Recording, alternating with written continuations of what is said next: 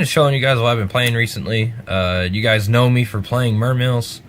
I actually quit playing that deck not too long ago, and I was playing ABC for a while, and I just started playing this. I've been playing more casually for a while. I haven't been going to regionals, but I have been playing a lot of locals. I don't know, this format was kind of bad when Spirals was tier 0, but now I'm just kind of jumping shit back into the game. But this is what I've been playing. Me and my teammate Alex, you know him as White Boy Toast. He's been helping me with the list. But yeah, we decided to take a new take on heroes, so let's show you this list. Triple Elemental Hero Shadow Mist. This card's insane. It searches Mass Change and it searches for a hero. It's basically Stratos. 2 Honest Neos. 3 was a little cloggy. 1 was like, it just kept coming up for the second one to help finish out games, so I just decided to play 2. You could probably play 1, but you'd be really risking it. 2 Vion. This card's insane. Drawing it's really good, but drawing multiples is really bad. So I just play 2 of it. It's really good to get you out of the early game. Most people play 1, if they even play it at all, but I'm playing 2 of it because I'm also playing triple Destiny Hero Malicious.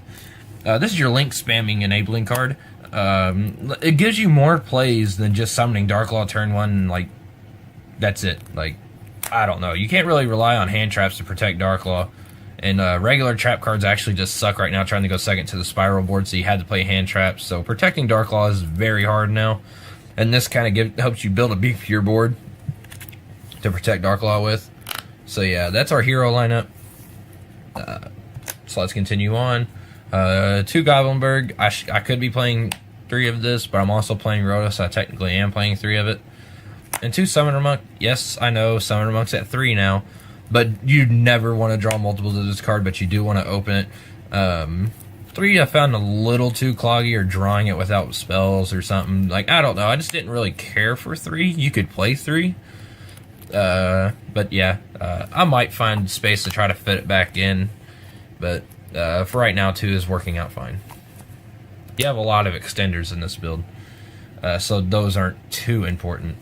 For the other monsters, we're playing Armageddon Knight, Plague Spreader, the Sin off of Armageddon Knight, and don't hate me for this, but I'm playing Gofu as well. This isn't something I've shown Alex yet. This card allows your plays to extend so far. Yes, I know it conflicts with a Hero Lives, but the hands that you don't open a Hero Lives, this card's insane. It lets you spam out link boards. Like, if you open up, like, Armageddon Knight and Gofu, in this deck, yes, it's insane in other decks too, but these 2 end on a crazy field when you dump Destiny Hero Malicious with him. So, yeah. I might do a combo video later with how this link spamming hero deck works. But I kind of took if you haven't noticed, I've kind of taken a take on the Destiny Hero build with Zulkin, but like changed it into the link format era, if you know what I mean. Because before, the pure the Darklaw deck build was better because we could end on Darklaw Rafflesia, and it was just more consistent. But now we can't do that, so we need to go to a slightly less consistent version and be able to protect Darklaw better and set up, like, and it's also like gives you a lot of plays if you really think about it. So I just really like this build. That's it for the monsters, except for, I guess you can say, trap cards. 3 Ash Blossom. You had to play 3. I know this card's expensive, but if you want to be competitive, you need to play 3 of this. You can argue playing Ghost Ogre is okay instead of this, but you should really be playing 3 of this if you can get your hands on them. And then 1 Maxi, because it's a god card. I didn't really want to play too many hand traps because this deck does brick. Triple Hero Lives. Best card. You can't justify not playing 3 of this because of Ash Blossom. This card is way too good to open with. Triple Mass Change. No, I'm not explaining that. But I am going to explain the Mass Change too. Mass Change 2 I'm playing because you want to draw Mass Change cards just in case if Mist gets ashed, but you don't want to draw multiples of this card ever. Like, makes your hands horrible. Like, you can be like, oh, you can pitch it off this. Like, that's bad. And, like, just play 1. 4 is fine. OCG plays 4. I tried 5. I just didn't like it. I was opening too many change quick plays and, like, 1 missed. And, like, cool, you can tag out Darklaw a couple of times, but then you're wasting resources also. So, yeah, that was the reason why I played that lineup. Triple E-Call, this is standard for heroes. I probably shouldn't have to explain this card, but yeah. This is a really interesting part of the deck. I'm playing Triple Tides of the Brethren, because this card's actually insane, and it lets you build up a bunch of momentum. Like, if you can Special Mist, search Mass Change, and then Tides of the Brethren your Mist, you have Dark Law with the Plague Spreader engraved, and you have Malicious engraved too, to where you can make Omega plays on the next turn. And yeah, this is just nuts. That's why we played that. Just gives you more options than you had before. And we're also playing Triple Allure. Hero decks didn't play this before. We're playing a lot of Darks, especially with D-Hero Malicious in our deck, and Armageddon Knight and Gofu. So this is actually just an insane card to play. And we're playing 4 1-up spells. We're not playing any trap cards in our deck. We're playing Rhoda. I'm not explaining that. Regeki, I felt like I needed to have a blowout card in my main deck, so we just decided to play Regeki. Foolish Burial sends Plague or Mally, and it can also dump Mist to continue plays and search for Vion or something, so which is really nice. And this Soul Charge is just insane in this deck. Lets you end on some insane fields. That's it for the main deck. We'll go ahead and go to the extra deck. Get these out of the way. So we're playing 2 Dark Law. 3 is way too much. I'm also playing 2 Anki.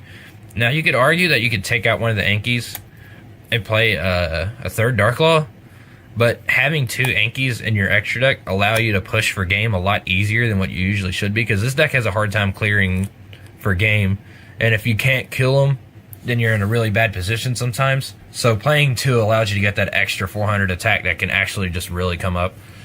If you want to, you can just play 3 Dark Law, though. Like, it's completely up to you, but I just like this ratio. And if you're making a 3rd Dark Law, just be wary that you're probably already losing the game anyway. Utopia Lightning package, you kind of have to play it. This deck doesn't have a whole lot of ways to out huge monsters. 1 Diamond Direwolf, 1 Tornado Dragon, and 1 Baguska. I'm only playing Tornado Dragon because I'm playing Gofu. I'd probably cut this if I wasn't, just because of how it locks up your extra deck zone and doesn't really do a whole lot for you. Because it's arguably just not too amazing right now. So yeah, I only play these 5. I feel like they're the only ones that are actually necessary to keep into the deck. Now, for the interesting part of our deck, like I said, we're playing a link spamming kind of hero deck, sort of. So these are our link monsters. We're playing 2 Proxy Dragon, because this comes up and extended combos to help Link climb to go into this, and you can make a 2nd Proxy Dragon next to the Firewall. So it just really comes up. It's a really good card.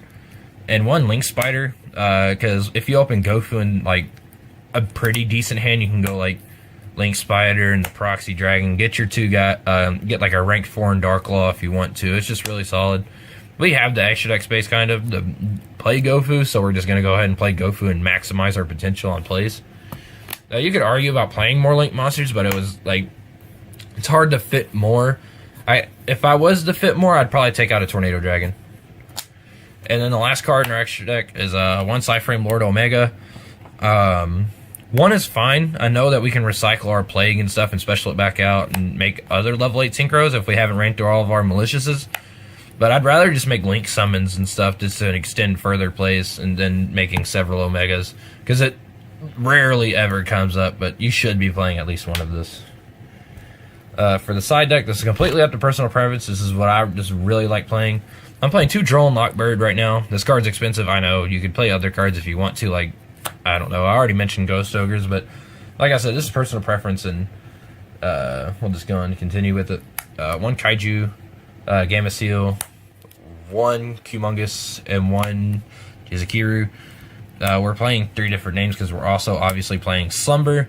It gives us an extra board clear to help go 2nd, and drawing these are almost as better than drawing this, but you want this in your deck just because you have all the 3 different named Kaijus. We're playing 2 Cosmic Cyclone. This card's insane going up against Pendulum, going 2nd to help banish the trap card that they have. So yeah. Also, the True Draco matchup, when they try to Tribute Summon on your turn, you can just use this, stop the trap card, make Dark Law, and you kind of just win the game after that. Double Barrier, sorry about that. This card's insane. And I'm also, surprisingly enough, only playing 2 Anti-Spell Fragrance. I'm sorry, but I really wanted to fit in triple Mind Crush into the side deck. Mind Crush just helps going up against evenly matched, and at worst case scenario, if you're playing, like, you're only siding these cards in against Pendulum, but you could also side these cards in against Pendulum going going first also. And if they don't have evenly matched, when they normal summon Jokers search the Purple Poison, you can flip Mind Crush and get rid of it that way. So this card's almost equally as good as these cards against Pendulum. Not equal as Barrier, but, I mean, come on, you can't have the best of both worlds all the time. You gotta play around evenly matched with this. Like, evenly matched hurts a lot, so you really just want to have outs to that in your deck. But yeah, guys, let me know what you guys think about this take on Heroes.